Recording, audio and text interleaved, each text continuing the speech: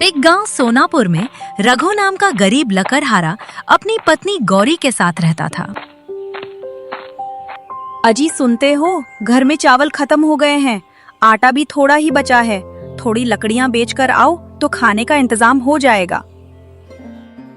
गौरी, लकड़ियां काटकर तो मैंने रखी हैं, लेकिन खरीदने वाला कोई नहीं। गांव वाले यही कहते हैं कि मुझसे खरीदने से अच्छा है कि वे खुद जंगल से ले आए। ऐसा लगता है कोई और काम ही सोचना पड़ेगा। लकड़ी काटकर अब गुजारा नहीं होगा। लेकिन हमारे पूर्वजों से हम यही काम करते आए हैं। आप कहाँ से नया काम ढूंढेंगे? मैंने थोड़ा धन जमा करके रखा था। हमारी शादी होने से पहले से मैं कुछ धन जमा कर रहा था, जिसे मैंने आज तक खर्च नहीं किया, ताकि जमींदार से खेत ले सकूं।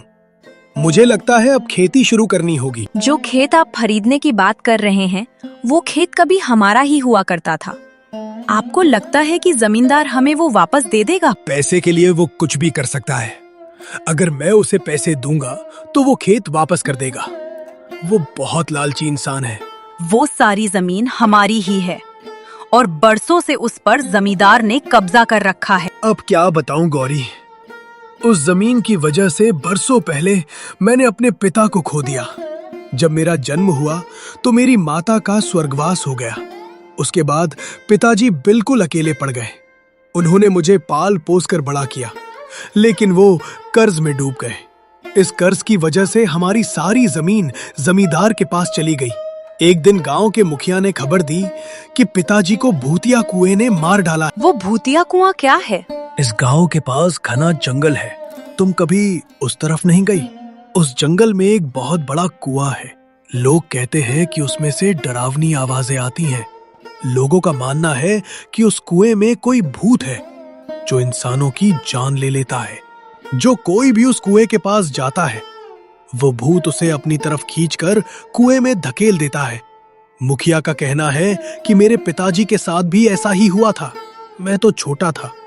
कमला चाची ने मुझे अपने बच्चों की तरह पाल पोस कर बड़ा किया। उस मुखिया और जमींदार को एक बच्चे पर भी दया नहीं आई। कम से कम एक खेत तो वापस कर सकते थे। वो बहुत लालची इंसान है। थोड़ी थोड़ी करके गांव वालों की सारी जमीन उसने हड़प ली। वो चाहता है कि गांव वाले हमेशा उसके आगे हाथ फैलाएं।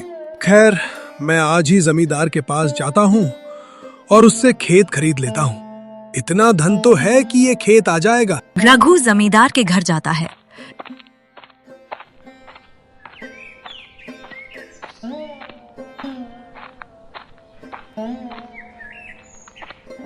अरे आओ रघु, आज मेरे घर कैसे आना हुआ? वैसे मैं तुम्हें बता दूं, लकड़ी की जरूरत नहीं है मुझे। मेरे नौकर जंगल से बहुत लकड़ी लेकर आए हैं। नहीं जमींदार जी, मैं लकड़ी बेचने नहीं आया हूँ। मैं आपसे एक सौदा करने आया हूँ। खेत खरीदने आया हूँ। तेरे पास इतना पैसा है जो तू खेत खरीद सके? देख, मैं सस्ते सौदे नहीं करता। खेत तो मैं तुझे दे दूंगा, लेकिन पूरी कीमत वसूल करूंगा। मैं पैसे लेकर आया हूँ, आप देख लीजिए, क्या इतने में हो जाएगा? तू खेत खरीदने आया है यहाँ या राशन? इतने में तुझे खेत चाहिए ना? लेकिन मैंने आज तक यही सुना है, एक खेत की कीमत तो इतनी होती है।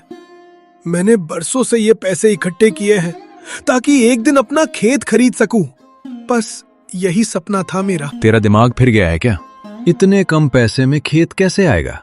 चला जाए यहाँ से और अपना धन ले जा। जमींदार जी, थोड़ी दया तो दिखाइए। जो धन मैं लेकर आया हूँ वो आप रख लीजिए और मुझे खेत दे दीजिए। जितना धन बाकी रह गया है मैं आपको फसल उगाकर लौटा दूंगा। क्या आप इतनी सी बात मान सकते हैं? मुझ पर थोड़ा विश्वास दिखाइए। मैं आपका सारा धन लौटा दूंगा। पहले तेरा बाप कर्जा लेकर मर गया। उस वक्त तो हमारे पास वसूल करने के लिए जमीन थी, लेकिन अब तू देख ले, तू कर्ज अगर लेगा तो तेरा सब कुछ चला जाएगा। नहीं नहीं, मैं खूब मेहनत करूंगा, फसल उगाऊंगा और आपका कर्ज लौटा दूंगा। आप बस मुझे खेत दे दीजिए। अरे, एक लकड़हारा कब से खेती करने लगा? तू लकड़ियां काट कर अपना गुजारा कर, वही बहुत है। अब लकड़ियां इतनी बिकती नहीं है। मेरे और मेरी पत्नी के भूखे मरने के दिन आ गए हैं। इसलिए अब मैं फसल उगाना चाहता हूँ और खेत में मेहनत करना चाहता हूँ। आप मेरी मदद कीजिए। ठीक है, ये धन मुझे दे दे। उसके बाद भी बहुत धन बचता है जो तुझे लौटाना होगा। याद रखना रघु, तू मेरा कर्जदार है। आपका बहुत बहुत धन्यवाद जमींदार जी। मैं आज से ही खेत पर काम शुरू कर देता हूँ। हाँ ठीक है, अब तू जा यहाँ से, मुझे और भी बहुत काम है। रघु वहां से निकल जाता है और अपने घर की ओर जाता है।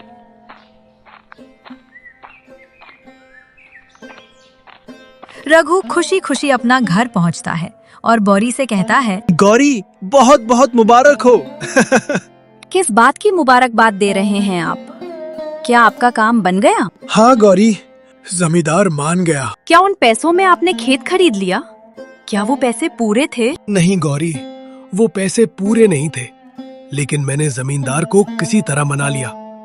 अब हम जमींदार के कर्जदार हैं, लेकिन मैंने सोच लिया है, फसल उगाकर वो कर्जा तो मैं यूं चुका दूंगा और वो खेत भी हमारा हो जाएगा। पता नहीं क्यों, लेकिन मुझे जमींदार पर बिल्कुल भी विश्वास नहीं।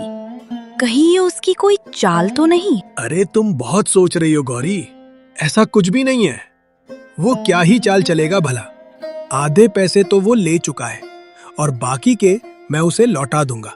सीधी बात तो है, इसमें क्या सोचना। अगर आप कहते हैं तो मैं मान लेती हूँ, लेकिन मुझे अभी भी उस पर विश्वास नहीं है। चलो ठीक है, तुम घर का काम देखो, मैं खेत जा रहा हूँ। मैंने कुछ बीज बचाकर रखे हैं, गेहूं की फसल उगाऊंगा। रघु खेत में चला जाता है और खूब मेहनत करने लगता है। अब खरपतवार तो मैंने हटा दी। अब इस खेत को अच्छे से जोतता हूँ, फिर इसमें बीज डाल देता हूँ। जितनी जल्दी हो सके फसल उग जाएगी। मेरे लिए तो उतना ही अच्छा है। मैं इस फसल की अच्छी तरह से देखरेख करूंगा और जमींदार के कर्ज से मुक्त हो जाऊंगा। लगता है भगवान की भी यही मर्जी है, इसलिए तो मेरा काम इतनी जल्दी बन गया। अब जल्दी से खेत में मेहनत शुरू करता हूँ। अरे रघु, तू इस खेत में क्या कर रहा है? यहाँ से बाहर आ जा, नहीं तो मुखिया और जमींदार बहुत हल्ला करेंगे। अरे चाची, अब डरने की बात नहीं, मैंने ये खेत खरीद लिया। तेरे पास इतने पैसे कहाँ से आए जो तूने खेत खरीद लिया? अरे चाची, बरसों से पैसे इकट्ठा कर रहा था, उन्हीं से खेत खरीद लिया। लेकिन वो पैसे पूरे नहीं थे, इसलिए अभी जमींदार का कर्ज मुझ पर बाकी है। मैं बहुत जल्द उसे भी लौटा दूंगा, इसलिए तो खेत में जल्दी जल्दी काम कर रहा हूँ। बेटा, बरसों पहले तेरे पिताजी ने भी ऐसा ही कर्ज लिया था। आज इस कर्ज की वजह से ही तुम्हारी सारी जमीन मुखिया और जमींदार के पास है। बेटा, जिसने भी उनसे कर्ज लिया, आज तक कोई उनका कर्ज चुका नहीं पाया है। उनका ब्याज बढ़ता ही जाता है और गांव वालों की गरीबी के हिसाब से कोई उनके कर्ज से मुक्त नहीं हो सकता। आखिरकार तूने ऐसा क्यों कर दिया? नहीं चाची, इतना चिंता मत करो, सब ठीक हो जाएगा। मैं कर्ज लौटा दूंगा। जमींदार ने मुझसे अच्छे से बात की और उसने खेत भी बड़े प्यार से मुझे दिया। उसने कहा कि मैं कर्ज जल्दी ही लौटा दूं और उसने कोई शर्त नहीं रखी। जितना भला तू उन दोनों को समझता है, उतने वो है नहीं।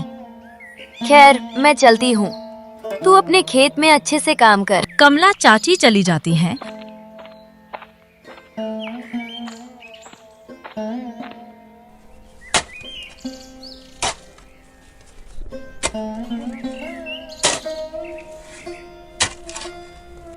और रघु खेत में गेहूं के बीज डाल देता है। अब मैंने बीज तो डाल दिए हैं और मिट्टी अच्छे से मुलायम भी कर दी है। अब घर की तरफ चलता हूँ। मेरी फसल अच्छे से उग जाएगी और सब बढ़िया होगा।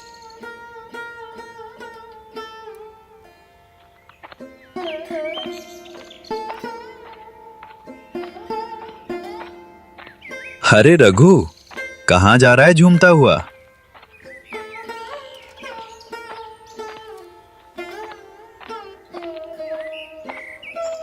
अरे मुखिया जी, प्रणाम। अभी अभी अपने खेत से आ रहा हूँ। आज मैंने गेहूं की फसल बो दी है। तेरा खेत? लेकिन तेरे पास तो कोई खेत नहीं है।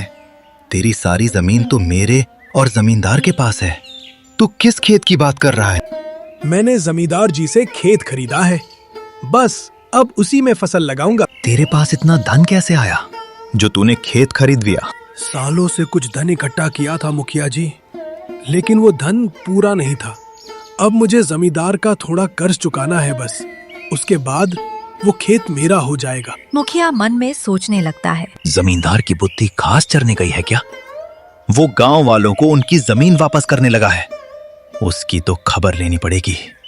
वो ऐसा कैसे कर सकता है? अरे मुखिया जी, क्या सोच रहे हैं? नहीं नहीं नहीं, मुझे कुछ काम याद आ गया। तू घर जा, मैं चलता हूँ। ठीक है मुखिया जी, मैं चलता हूँ।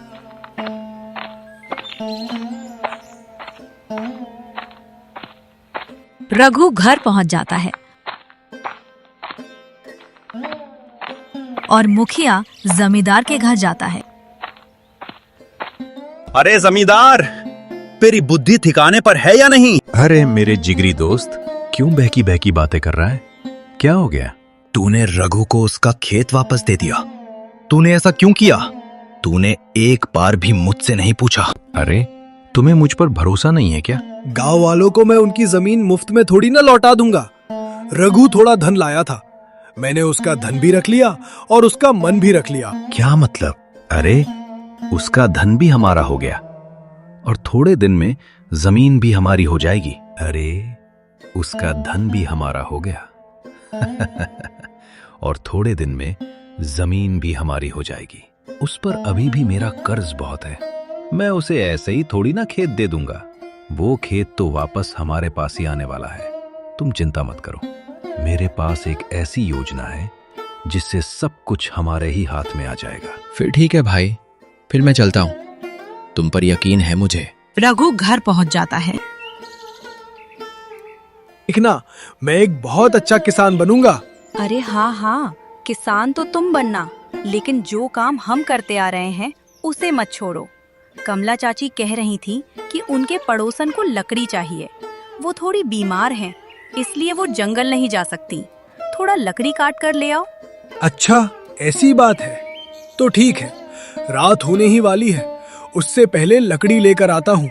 लकड़ी से थोड़े पैसे तो मिलेंगे। रघु जंगल चला जाता है।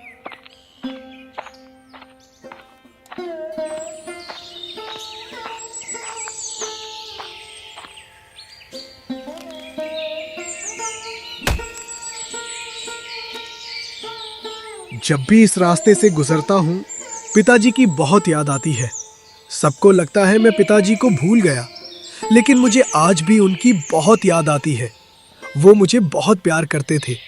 अब तो गांव वाले उनके बारे में भूल ही चुके हैं, लेकिन मैं कभी नहीं भूल सकता।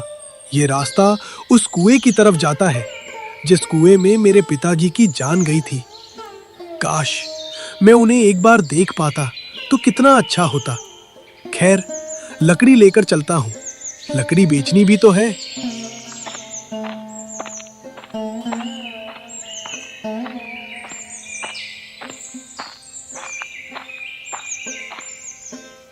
कमला चाची, देखो मैं लकड़ी ले आया। तुम अपनी पड़ोसन को दे देना। अरे रघु, अपने पैसे भी लेकर जा। उसने पहले से ही मुझे देकर रखे थे।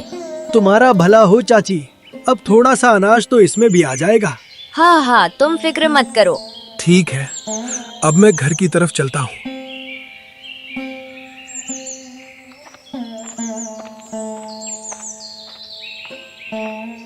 रघु घर पहुंच जाता है। आओ आओ, आज आपने खूब मेहनत की है। मैंने आपके लिए प्यार से गरम गरम खाना तैयार कर रखा है। पहले हाथ मुंह धो लीजिए, फिर आराम से बैठकर खाना खाइए। आज आपको बहुत थकान हुई होगी। वाह वाह, पत्नी हो तो ऐसी। लाओ गौरी, बड़ी भूख लगी है। आराम से खाओ, धीरे धीरे खाना। बहुत थक गए हो। गौरी, आज मैं बहुत खुश हूँ। खेत भी मिल गया, मैंने फसल भी बो दी। हमारे अच्छे दिन आ जाएंगे। अब सब ठीक हो जाएगा। तुम अब रानी बनकर रहोगी। खाब अच्छा है, लेकिन कहीं टूट ना जाए। अरे शुभ शुभ बोलो, कुछ ऐसा नहीं होगा। हमारी फसल अच्छे से उगेगी और हमारा कर्ज भी उतर जाएगा। हम भी अच्छे से कमाने खाने लगेंगे। चलो ठीक है, जैसा तुम कहो। अब थोड़ा आराम भी कर लो।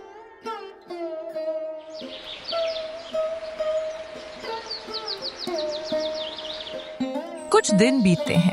रघु के खेत में फसल लहलहाने लगती है। पूरे खेत में हरियाली छा जाती है। देख रहे हो मुखिया, रघु के खेत में क्या खूब फसल उगी है। अब समय आ गया उसे कर्ज की याद दिलाने का। अपनी योजना पर काम करना शुरू कर दो। वो खेत वापस ले लो, नहीं तो वो गरीब लकड़हारा अब अमीर हो जाएगा, तुम्हें पता भी नहीं चलेगा।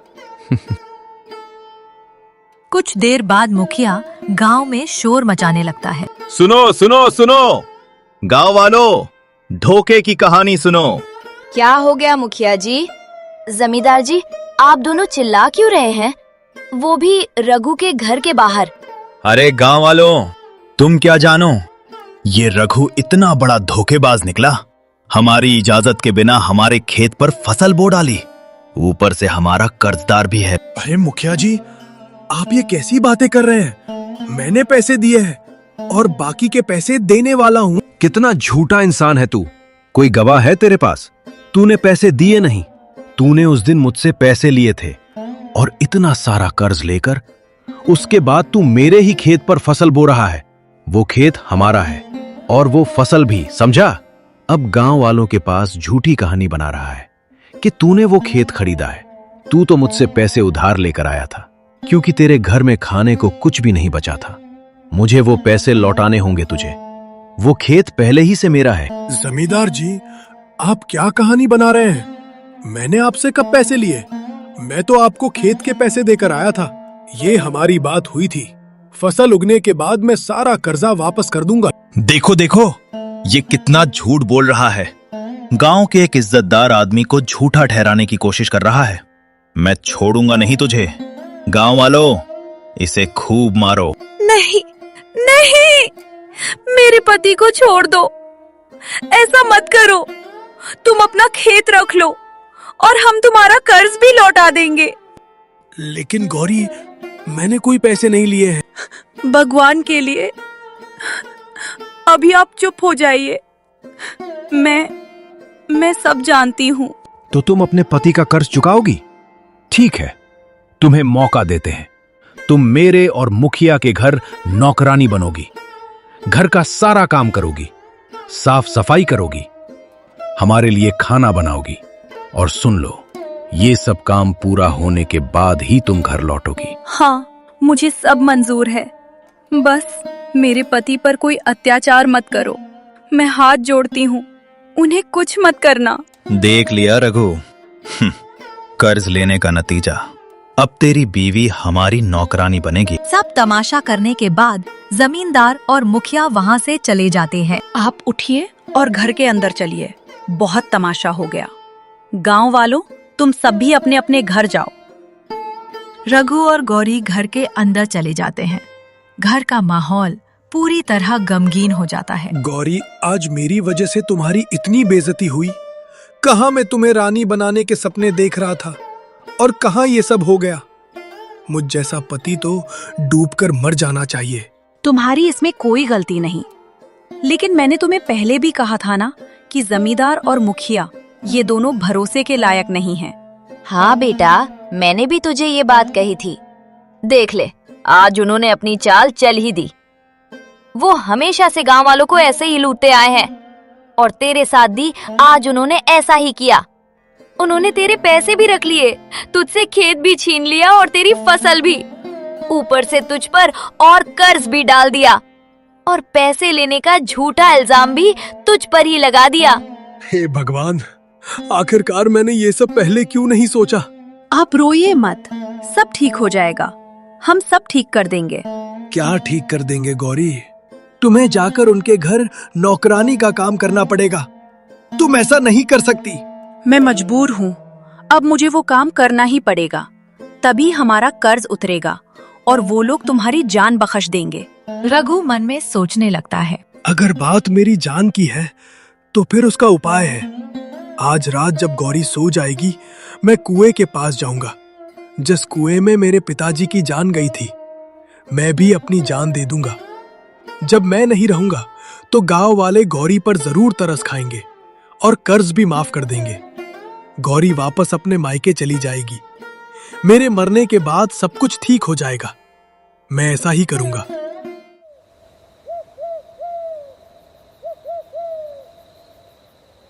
रात होती है।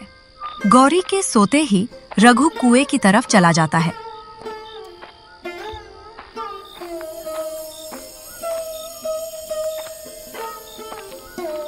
पिताजी, मैं आपके साथ तो नहीं रह पाया, लेकिन अब हमारी मृत्यु एक ही जगह पर होगी। हम दोनों शायद मरने के बाद साथ रहेंगे। गौरी के पिताजी उसे संभाल ही लेंगे। जब तक मैं जिंदा रहूंगा, गौरी मेरी वजह से मुखिया और जमींदार की गुलामी करती रहेगी। लेकिन मेरे जाने से सारी समस्याओं का हल हो जाएगा। मैं उस कुएं के पास पहुंच गया हूं। कुएं, आज मुझे भी खा ले।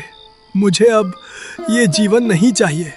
मैं थक गया हूं। गरीबी और कर्ज के बोझ से मेरी सांसें वैसे ही रुक रही हैं। तेरा भोजन बन जाऊंगा तो अच्छा होगा। तुम्हें किसने कहा मैं इंसानों को खाता हूँ? तुम सच में बोलते हो?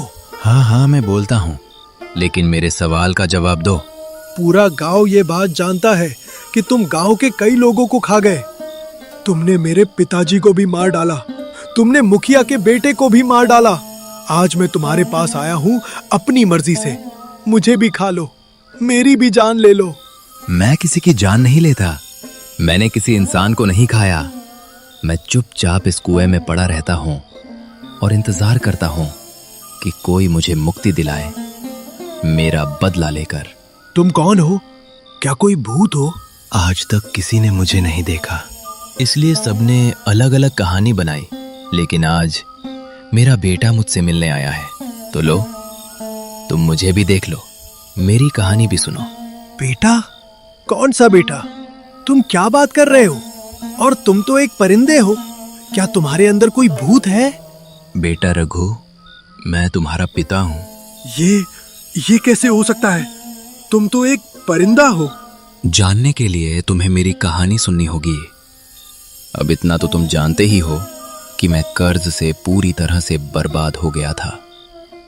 तुम्हारी माँ को पहले ही जमींदार ने चाय में जहर देकर मार डाला था, ताकि मैं अकेला हो जाऊं और तुम्हें पालने के लिए मैं कर्ज मांगू। उसके बाद मुखिया और जमींदार दोनों ने हमारी जमीन हड़प ली, ये कहकर कि मैंने इतने सारे पैसे लिए। सारी जमीन हड़पने के बाद उन्होंने मुझ पर चोरी का भी इल्जाम लगाया कि मैंने उनके घर से सारे पैसे चोरी करने की कोशिश की। उसके बाद एक दिन मैं इस रास्ते से लकड़ी काटने जा रहा था। मौका पाकर जमींदार और मुखिया ने मुझे मार कर कुएं में फेंक दिया। यह सारा दृश्य मुखिया के बेटे ने देख लिया। कई दिनों तक मुखिया की उसके बेटे से लड़ाई चलती रही, लेकिन उसका बेटा नहीं माना। उसने कह दिया था कि वो सारे गांव को यह सच्चाई बता देगा कि जमींदार और मुखिया खूनी हैं और गांव वालों की सारी जमीन हड़पना चाहते हैं। मुखिया इतना लालची था कि अपना भेद खुल जाने के डर से उसने अपने बेटे को भी मार डाला और इस कुएं में फेंक दिया। इसलिए उसकी लाश आज तक नहीं मिली। मेरे मरने के बाद मैं एक परिंदा बन गया और लोगों की मदद की गुहार लगाता रहा। जो भी यहां से गुजरा मैं मदद मांगता, लेकिन सब डर के भाग जाते, क्योंकि मुखिया और जमींदार ने भूत की कहानी गांव में फैला दी थी। उन्होंने सबको झूठ कहा कि मैं कुएं का भूत हूं और जान लेता हूं, लेकिन वो भूत कोई नहीं है। जान लेने वाले वो दोनों खूनी हैं। मैं अपना बदला लेना चाहता हूं। तुम मुझे मुक्ति दिलाओ। पिताजी, इतना सब कुछ हो गया? गौरी और कमला चाची मुझे हमेशा कहते रहे कि मुखिया और जमींदार कुछ तो छुपा रहे हैं। उन्होंने आपके साथ कुछ गलत किया है, लेकिन फिर भी मैं उन्हें अच्छा इंसान समझता रहा। सच्चाई जानने के बाद मेरा खून खौल रहा है। आप बताइए पिताजी, मुझे क्या करना होगा आपको मुक्ति दिलाने के लिए? मैं कुछ भी करूंगा। बेटा, मैं तुम्हें यहाँ सोना चांदी दे रहा हूँ। इसे ले जाओ और गांव में बांटना शुरू करो। गांव में ये बात फैला दो कि कुएं का भूत धनी बनाता है। जो कोई भी उसके सवाल का जवाब सच्चाई से दे, उसे वो खूब धन देता है। बस ये बात मुखिया और जमींदार तक पहुंच जाए, उसके बाद उनका लालच उन्हें यहां खींच लाएगा। तुम्हें गांव वालों को भी इकट्ठा करना होगा। रघु पूरे गांव में बात फैला देता है और जमींदार तथा मुखिया को भी कुएं वाली बात पता चल जाती है। मुखिया, हमें आज रात ही कुएं के पास जाना होगा। वहां से धन इकट्ठा करके लाना होगा। सुना है वहां सोने के भंडार हैं। बस सिर्फ कुएं के सवाल का जवाब ही तो देना है। क्या तुम्हें लगता है कि रघु सच बोल रहा है? और क्या, एक लकड़हारे के पास इतना सोना कैसे आया?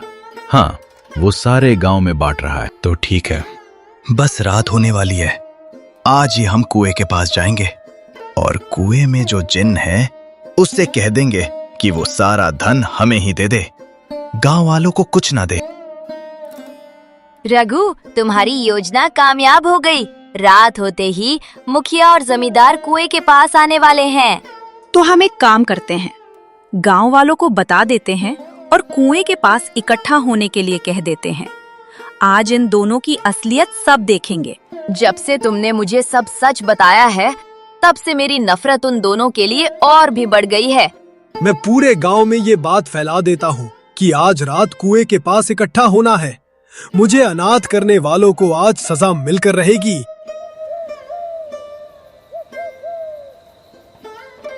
कुएं, अपना सवाल पूछ और धनवान बना। हाँ हाँ जरूर, लेकिन सवाल थोड़ा मुश्किल है और अगर तुमने सही जवाब नहीं दिया तो मैं तुम्हें खा जाऊंगा। हाँ हाँ, पूछो पूछो, झूठ क्यों कहेंगे? तुम तो हमें धन देने वाले हो। सालों पहले एक लकड़हारे को तुमने यहाँ मारकर फेंका था। अरे तुमसे क्या छुपाना, ये बात सच है। हमें उसकी जमीन चाहिए थी, इसलिए हमने षड्यंत्र रचा, उसे फंसाया और उसके बाद उसे मारकर इस कुएं में फेंक दिया। हम तो बस जमीन लेना चाहते थे, वो सीधे तरीके से नहीं दे रहा था। हमारी इसमें क्या गलती? सुन लो गांव वालों, दो खूनी आज अपना गुनाह कबूल कर रहे हैं। इतना ही नहीं, इन्होंने खुद अपने बेटे को भी नहीं छोड़ा। मुखिया ने अपने बेटे को खुद मार दिया और कुएं के भूत के नाम पर उसे कुएं में फेंक दिया। जिसकी आवाज कुएं से आती है वो कोई और नहीं, मेरे पिता हैं। गांव वालों, इस कुएं में कोई भूत नहीं। इस कुएं में मुझे मारकर फेंका गया था। इन दोनों ने मुझे मारा था और मेरी पत्नी को भी। तुम सबकी जमीन इन लोगों ने धोखे से छीन ली और तुम्हें कर्ज के जाल में फंसा लिया। मेरे बेटे के साथ भी यही करने वाले थे, लेकिन मैं ऐसा नहीं होने दूंगा। अब इन दोनों को सजा मिलनी ही होगी। ये दोनों ना तो जीने के लायक हैं और ना ही माफी के। इनकी सजा यही है कि इसी कुएं में इन्हें भी धकेल दिया जाए। हम गांव वालों का यही फैसला है। आज मेरे पिताजी को मुक्ति मिलेगी और सभी गांव वालों को भी। तुम जैसे दुष्ट लोगों को मारकर हमें पाप नहीं लगेगा। अगर तुमने यही तय किया है तो फिर इनके गंदे खून से अपने हाथ मत रंगो।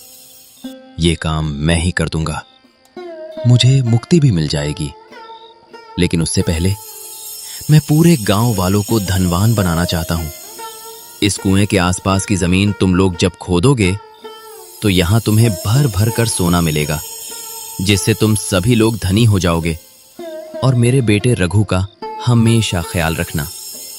अब मैं चलता हूं। परिंदा मुखिया और जमींदार को कुएं की तरफ खींचता है और उन्हें कुएं में गिरा देता है।